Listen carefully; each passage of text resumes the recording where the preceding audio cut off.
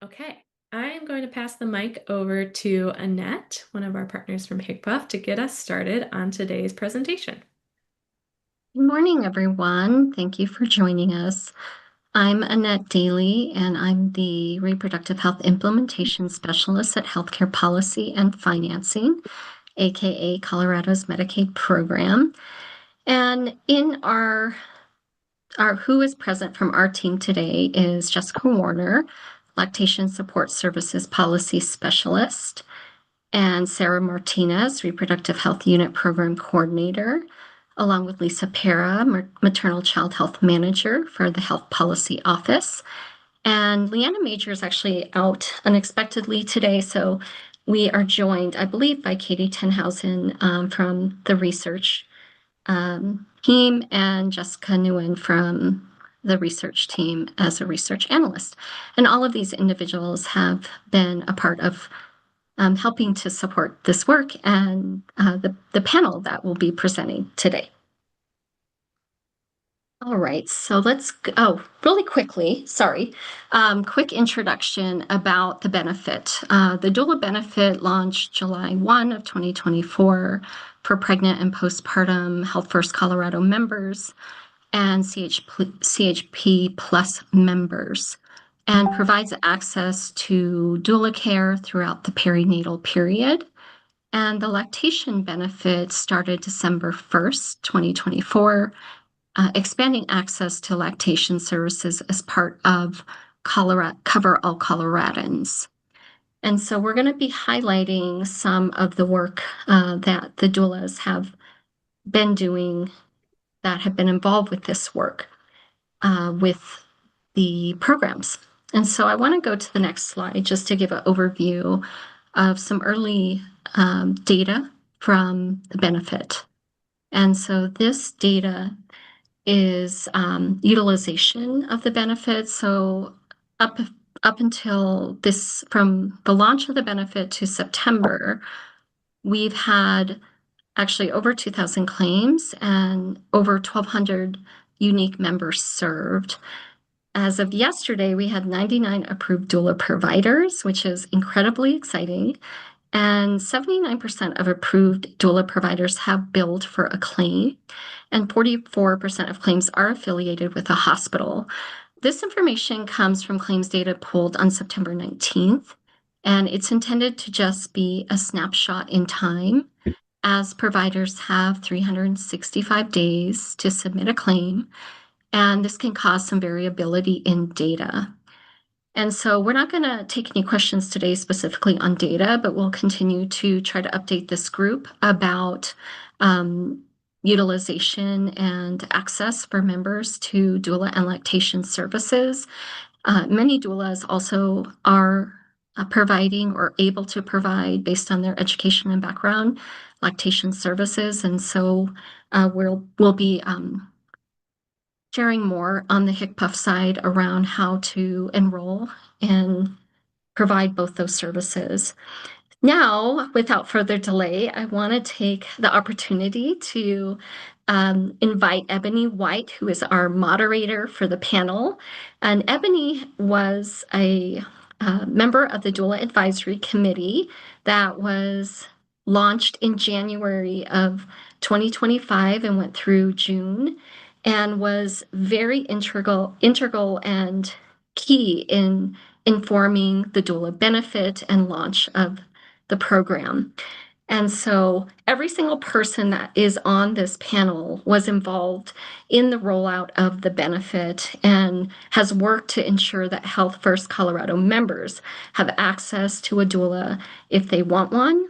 And we are just so excited to have you all here today. So Ebony, I'll hand it over to you. Good morning, everyone. So my name is Ebony White.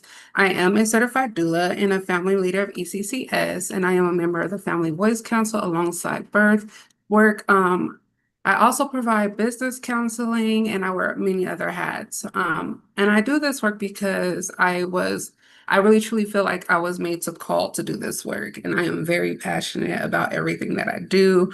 Down to serving my community and my birth mothers and just the families. And so I'm really excited to be here today, and I'm honored to be able to share this panel with you guys. And so today we are here to learn about what the work doulas do in the community and the health systems in Colorado. We do have 3 questions for each panelist, and we do have 3 panelists, but unfortunately, one is not able to be here with us today. Her name is Katie, but she is here with us. Um, she had to take a birth this morning, so she's doing what we all do best. So we're just gonna lift her up, encourage her, make sure she has the strength to do what she does while we do what we do. And so please excuse me, you guys, I'm a little nervous for going off of my notes. Um, so let's see. So yeah, also like Annette said earlier, if you have any questions by the end of the panel, we will have a slide where you'll be able to answer your questions at the end. So please just hold back. But if you need to use the chat, please feel free to. So I want to start off by welcoming our other panelists. We do have Amy and Tashara. So if you could just come off, if Amy, if you don't mind starting us off and introducing yourself, please.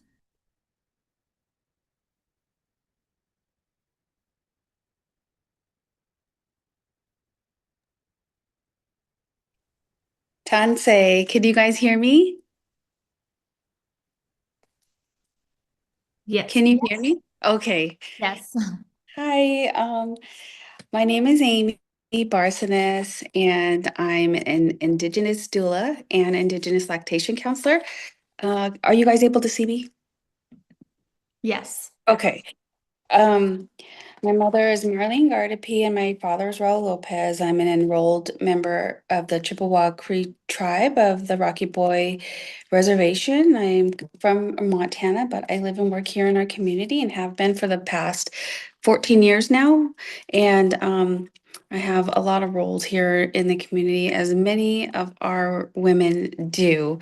I work in, Native education and public health, as well as most recently the Colorado Indian Commission's Health and Wellness Board. Aside from that, I have been a community health worker for more than 20 years and working in places that serve homeless, our migrant population, and our children. So I've always been called to this work in a sense, but when I had the chance to train as an Indigenous lactation counselor, just coming from the community and not playing a role, but living it in a sense that it was very important to me that maternal health and well-being is so important to our society as a whole. Um, Mothers and children, they're the most vulnerable population, just struggling with poverty and just lack of access to a lot of um, a lot of things in the community, being like housing and childcare. And so I'm very honored and I'm very happy to be able to be in this role to advocate and be a voice. So thank you all for having me this morning. Kinenatkumatin. Thank you, Amy. And next we will have Tashara. Hi, everybody. I'm Tashara, and I am a Denver native. I was an Army brat. My dad did travel with the Army a lot, but after I graduated high school, I came back. I grew up in Montbello, and I was a preschool teacher first for 24 years, and doula work just kind of came on me. It chose me. I didn't choose it, it chose me. And I say that because I was actually on a break from teaching because teachers have breaks. And I was watching a documentary. And after that, I called one of my good friends and she put me where I needed to be. I jumped in, hit the ground. I thought I could work 2 jobs and be a doula. And doula work was like, no, it's not how it works. You choose me. And so I chose to be a doula. I'm a full spectrum doula. I do prenatals, birth, postpartum. I'm going to take my I'll be a certified lactation educator by the end of the year. So right now I do everything doula and I love it. I am the owner of Brown Sugar Babies at Denver Health. Um, so that's just a little bit about me. Thank you, Tashara. You did break up a little bit at the end, but I think we captured everything else that you said. But thank you, ladies, for joining us. So we're just going to jump right into the questions. And after I finish reading the first question, Amy, if you don't mind going ahead and starting us off and answering that. So as doulas, we offer support that's not medical and non-clinical. How do you balance those two roles to help your clients, especially those in communities, and that has been overlooked? Thank you for the question, Ebony. Well, being in community has allowed me to lead in such a way that can't be done behind a desk. It's never been just a job. Being in this role has become very personal for me. Advocating for our birthing people and our future generation has become my calling. I wrote this all down before the meeting started. I've always been called to be a helper. However, being able to protect and promote healthier outcomes for our community has been an honor. These are the most vulnerable people in our society. We need our babies born healthy, and we need advocates for the health and well-being of our birthing people. Um, so that is my answer. Thank you so much. No, thank you, Amy. And Tashara, will you mind answering? I feel like when it comes to doula work, I feel like before we just kind of went in and we birthed our babies, and it kind of was like if there was a bad outcome, it was about outcome, and we just kind of took the brunt of it, and that's just what it was. I feel like now that doulas are here and we're in the full, we can, stand up for our clients and we can be there for them and we can speak out for them. And not only that, we can teach them how to advocate for themselves. We can teach them how to, be strong and tell somebody how they feel and what they want, and being a part of a community who feels like nobody listens to them, or you know even if I say it, it's not going to get done. But having a doula there, they feel safe, they feel heard, they feel seen, and it's just, it's a great part of what I do, because I'm a nice person, but if you're not listening to the people that I work for, it could get a little, hey, listen to us, because, we're the most important. So, it's always said, healthy baby, but it's actually healthy mom, healthy baby.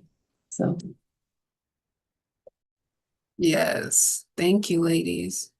So for question two, as doulas, we often see gaps in services between medical providers and doulas. When the medical system doesn't fully understand the doula's role, how do you make sure that your clients' voices are heard and their needs are being met? Thank you again, Ebony. Education and advocacy, promoting the best outcomes, being able to teach, like piggybacking off of what was just said about having the patients advocate for themselves, that support, just being in the room. I've heard it said that it's made it 100 times better. And that was from one of my moms that I was honored to assist in her birth. And so respecting, also being able to respect the traditional healing methods as well as Western medicine. Um, when I was in the room, just really respecting the medical staff, introducing myself, and they kind of also wanted to come and look and see what I was bringing too. So when we bring ourselves, we really are the medicine. We are the curriculum. We are the medicine, and just showing up and how we are showing up. is also and giving our patients the autonomy to just having them lead and really just even for the parents who are in the room or the moms. I tell them that I'm not just a doula for the birthing person, but for the whole family. So making sure that the whole family is being supported is also part of this role. And so having that just showing up in a good way and getting, respecting the medical staff, respecting the families, and having them reciprocate in that respect of the traditional medicine that we're bringing and respecting some of our um, cultural practices. So I really think that's where it all begins, is that the education and the advocacy on both sides. Thank you. Thank you, Amy. And Tashara? Um, when I walk in, um, I like the medical staff to know that I'm not here to take over their job. And sometimes when you walk in, um, sometimes they feel like, oh, their doula's here. She's here to take over my job and do the things that I do. And I'm not. I'm here to be a part of the team. So when I walk in, I introduce myself. Um, I speak to my mom, I speak to my dad who's in the room, and anybody else they have in the room. I make sure the nurses know who I am and, who I work for, whether, if I'm at Denver Health, whether if I'm there doing a personal birth or if I'm here with Mama Bird, I make sure they know who I work for. I make sure that they know that, I'm here to also help advocate for them because sometimes my moms don't, they might not understand what they're trying to say, or, it might be in their best interest to, listen to what the doctors and the nurses are saying. So, I'm there so we can work together. We're all on the same team. We all want the same outcome. And if we are, working together, we're going to have a beautiful birth. And that's what I'm here for. I'm here to have my mom comfortable and feel safe and feel heard. I'm there for my dads who feel like sometimes they're just a fly on the wall and nobody's listening or talking to him. I make sure that the doctors and the nurses talk to them as well because they're important in the process too. And I make sure that we have a healthy mom, we have a healthy baby, we have a beautiful birth, and everybody goes home safe and healthy. So I'm not here to take over your job. I'm just here to be a part of the team for a beautiful outcome. Thank you, ladies, so much for answering that question. I just wanted to say, because that's one of the biggest barriers in the doula world for most people that don't know is the miscommunication between doulas and nurses and the providers. And so being able to navigate through that has been a big thing. So having ladies like Amy and Tashara to be able to learn how to navigate those things is beautiful. So thank you, ladies, for those answers.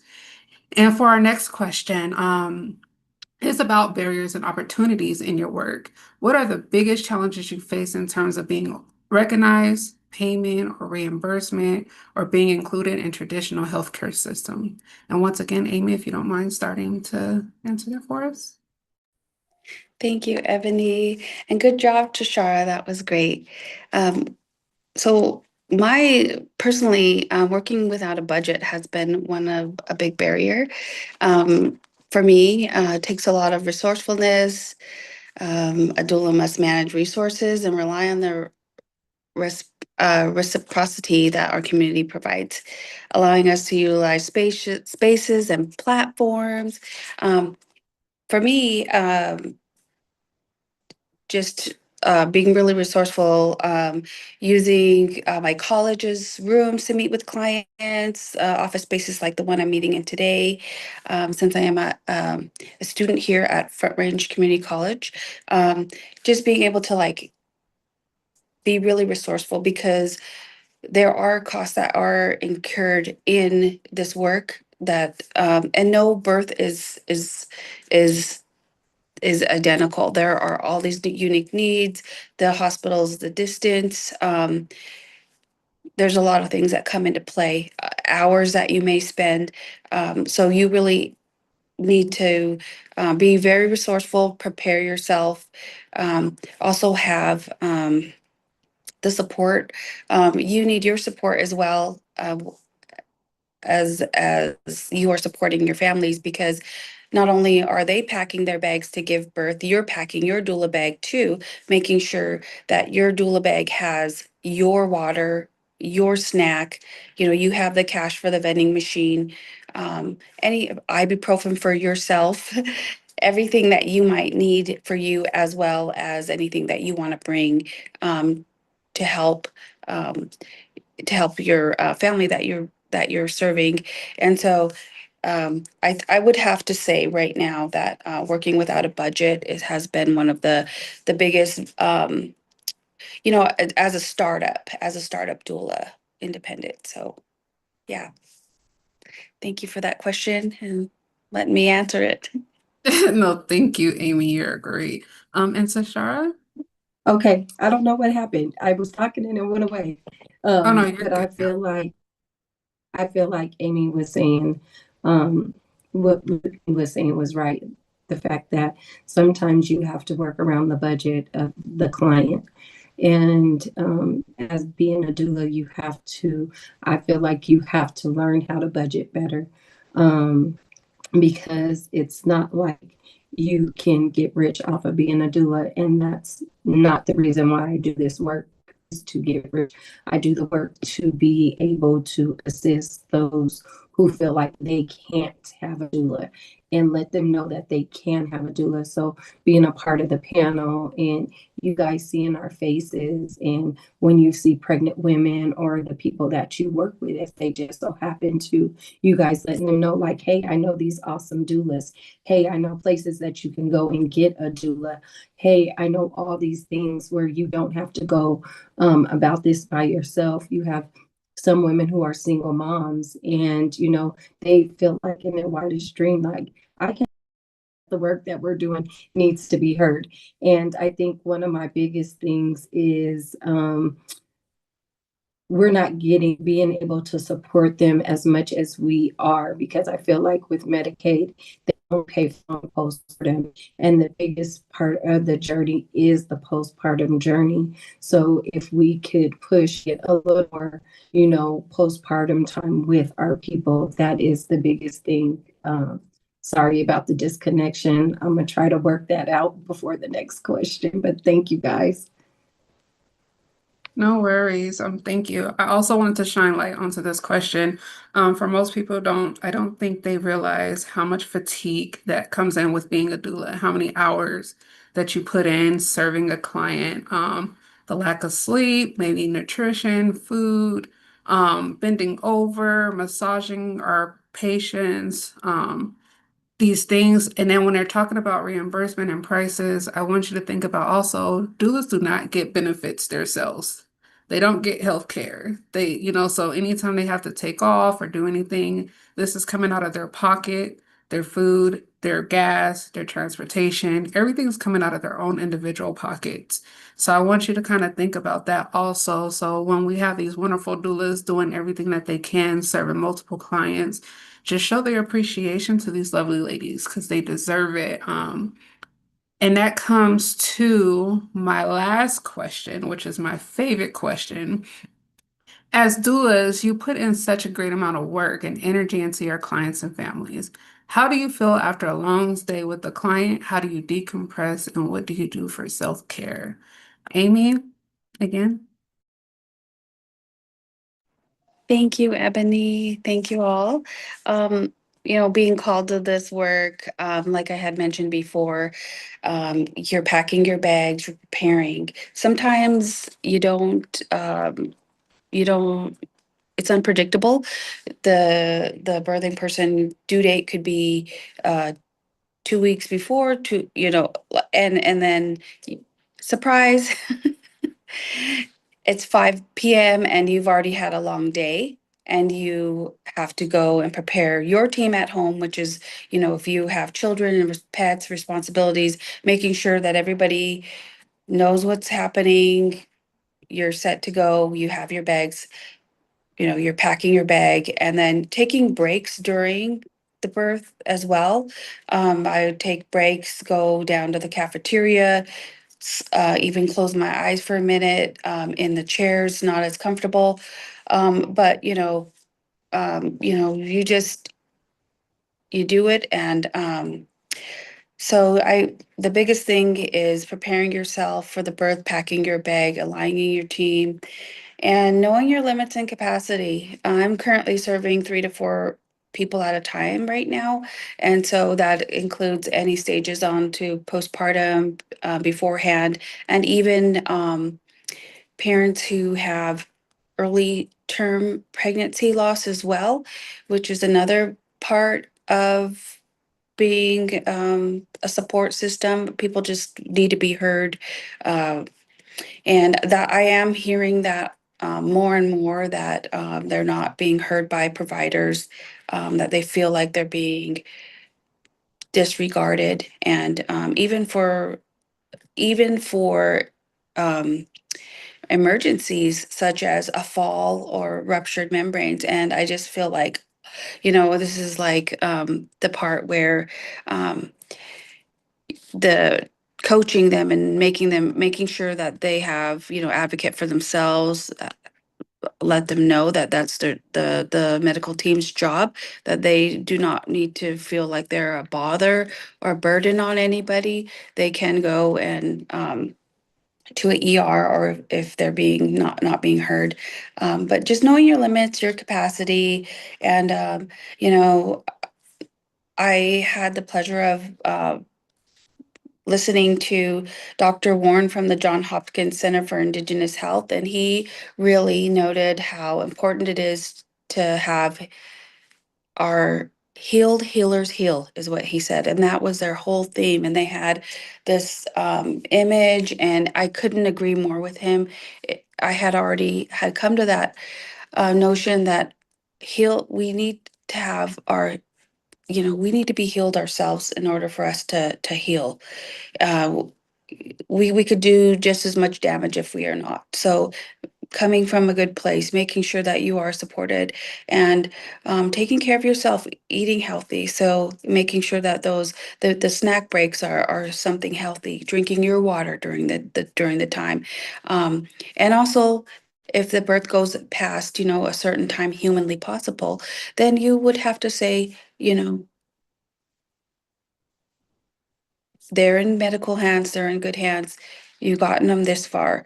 And then, you might have to know your limits and capacity, because you also need to be able to be well, get your kids to school, do all of the responsibilities that you have yourself as well. So, yeah, that's what I would have to say just in all of this is um, not taking on too much. And knowing your limits as well, and just being very kind to yourself, and putting the good things into your body, be it meditation, the foods, just like we speak this to our patients too, is to put those good foods into their bodies, and drinking the teas, and really just being kind to yourself, and knowing when you need a break too, or ask for help. Thank you. Amen. Thank you, Amy. And Tashara? I had to work it out. Technology is technology today. Okay. So I had to switch to my phone. Um, so for me, it is self-care. I have never been more of a self-care person in my life until I became a doula. And when I tell you taking care of your own self is the key, because if I can't take care of myself, I cannot take care of any of my moms. And it is important. After a birth, I am all for a good dance party in the car. I am all down for a good meal when I get home, whether it's junk. Well, not right now because I'm doing the 75 hard. So if it's a good salad, if it, you know what I mean? It's just something that, brings me joy. And sleep, let me tell you, I am down for a good nap now. I am down for all the things when it comes to me. I'm a tea drinker, so I always carry my tea with me. I do have a water bottle, so I might walk in with my big doula bag that has all the things, the aromatherapy, the lights, the lotions, my water, my snacks, and my tea. I have enough for the whole family. You know what I mean? But taking care of yourself. And I do agree with Amy. You do have to make sure that your family is taken care of as well. But also making sure you have a good backup. Because I've been in a situation where I had three births at the same day, two at the same hospital. So I was going from one room to another. One of my moms had her baby. My other mom was kind of stalling. So I got her in a good groove, in a good situation. I had to run to another hospital, check on that mom. She was doing her thing. I ran home, took a quick nap, woke up, ran to a hospital, birthed that baby. And then from there, my other mom, she still wasn't doing her thing. So she was resting. I went home, rested, woke up the next morning, and we had a beautiful baby. So three births in one weekend, like that to me, I was on a high from it because I didn't know if I could make it work. I did have my other doula sister on standby in case I needed her to step in for me.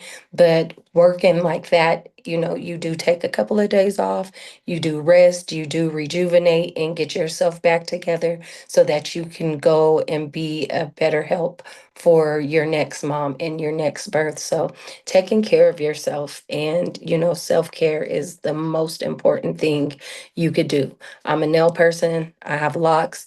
Going to get my nails and my feet done, re-getting a lock twist, that's all my self-care. So taking care of yourself is always the first thing, and it's the most important thing. Thank you so much. And like I said, that is my favorite question. Y'all better than me. Y'all taking days. I take weeks, maybe a month at that. Like, don't call me, don't text me. I am in it. Um, it takes me a minute to even hit my emails. But I just want to thank you ladies for sharing your experiences. You guys are so amazing at everything that you do. Um, I'm I'm I'm just honored to be here, to be able to serve you guys, to be a part of this panel. Thank you everyone for just being here. And it's very important to hear directly from our doulas because I think most people don't understand or fully get what we do as doulas, the purpose of doulas, everything that we go through as doulas, or even how you can support us as doulas. You hear these ladies say self-care. Send them a treat basket. Send them some food, some gift cards. Send them something. Show your appreciation. Teach your mothers, because they're very underappreciated in my eyes. Not just because I'm a doula, because like she said, she did 3 days of work and a week of rest, if that, a couple of days, So kudos to you guys. Thank you, Amy. Also, you guys are just so amazing, and I can't say it much again. So, um, from here, I just want to say I'm going to go ahead and finish off and pass the panel back to Mary. And thank you guys all for having me here. And thank you, Annette, you guys. Ebony, Amy, Tashara, thank you all so much for such an incredible panel, for sharing your stories and your perspectives with us. We are so, so grateful to be joined by you all today. You can see on our screen here, if you're interested in learning more or connecting with any of our doulas who spoke today, here's in our slide deck, you'll be able to find their information. As I mentioned at the beginning, Katie was not able to join us, but we kept her information on here, and you can also learn more about Katie's work in this month's newsletter. Before we move on to public comment, I am actually going to bring the mic back to Annette for one more kind of final comment to close out today's conversation, and then we'll carry on. Thank you so much, Mary. And thank you, Ebony, for moderating this panel. And to Tashara and Amy, your work is sacred work. It is important work. And we're just so grateful that you made time to come and share your experiences today. If you would like to learn more about the Health First Colorado doula and lactation benefits, the link to our general webpage will take you to all of the separate links for the doula benefit and the lactation benefit, and also give you access to our emails to reach out to either Jessica or myself or other team members. And I wanted to just take a moment to acknowledge that we are continuing to learn about this benefit. It is a novel benefit, novel provider type, and we're working very hard as a department to uplift this and ensure that birthing people who want a doula can have access to a doula. And that means ensuring that doulas can enroll into Medicaid and become a provider and getting the support they need to do that. And we're so grateful for everyone who has chosen to be a provider for Health First Colorado members. We do recognize that feedback that comes in is important, and we are documenting it and want to acknowledge that at this time, we're not able to make any changes to the benefit, but we are monitoring it and we'll be ensuring that we have it on record. So thank you all for sharing your thoughts. And I know there were some questions also in the chat, Mary, so I'll hand it back over to you to determine how to handle those. Thank you. Thank you, Annette, and thank you again to our panelists and to Ebony for moderating. If you did have questions, you may notice that in the chat we dropped a survey link. We're calling this our post survey. In here, there's the opportunity to share if there's any questions that you would have for a future panel for the doulas who joined us today, any questions that you may have about the role of a doula or the role of doulas within Colorado's Health First programs, any questions that you may have for HICPUF about future opportunities. Really, we tried to just create kind of a catch-all. We know that we don't have time in our presentation today for any follow-up questions, but we wanted to make sure that we received all your feedback and can build that into a potential future presentation if we have the capacity. So any questions, please do feel free to complete that survey. We will compile all of that and then we'll share that back with all the relevant parties so that we can get information back to you. I can't, yeah. I could say thank you again for the rest of our meeting today. I'm just so filled with so much gratitude to you all for joining us and for sharing your stories.